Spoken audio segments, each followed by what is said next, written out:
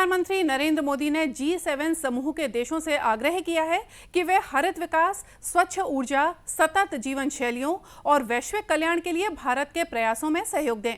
उन्होंने कहा कि भारत में स्वच्छ ऊर्जा प्रौद्योगिकियों के लिए एक बड़ा बाजार उभर रहा है। श्री मोदी ने G7 देशों से इस क्षेत्र में अनुसंधान, नवाचार और विनिर्माण में निवेश करने को कहा। उन्होंने ये भी कहा कि महामारी के दौरान भारत ने स्वास्थ्य के क्षेत्र में डिजिटल इस्तेमाल के कई तरीके निकाले। उन्होंने G7 देशों को इन नवाचारों को दूसरे विकासशील देशों को उपलब्ध कराने में भारत की सहायता करने को कहा।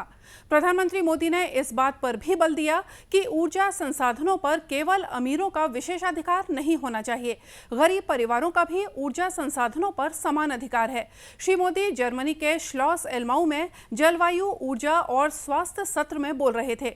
उन्होंने कहा कि दुनिया की 17% आबादी भारत में रहती है, लेकिन वैश्विक कार्बन उत्सर्जन में भारत का योगदान केवल 5% है।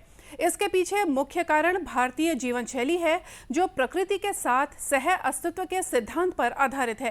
प्रधानमंत्री ने कहा कि भारत ने निर्धारित समय से 9 वर्ष पहले ही गैर जीवाश्म स्रोतों से 40% ऊर्जा क्षमता प्राप्त करने का लक्ष्य हासिल कर लिया है। पेट्रोल में 10% एथेनॉल मिश्रण का लक्ष्य समय से 5 महीने पहले ही हासिल कर लिया गया है। खाद्य सुरक्षा और स्त्री पुरुष समानता सत्र को संबोधित करते हुए प्रधानमंत्री मोदी ने कहा कि भारत का दृष्टिकोण महिला विकास से बदलकर महिला नेतृत्व में विकास हो गया है।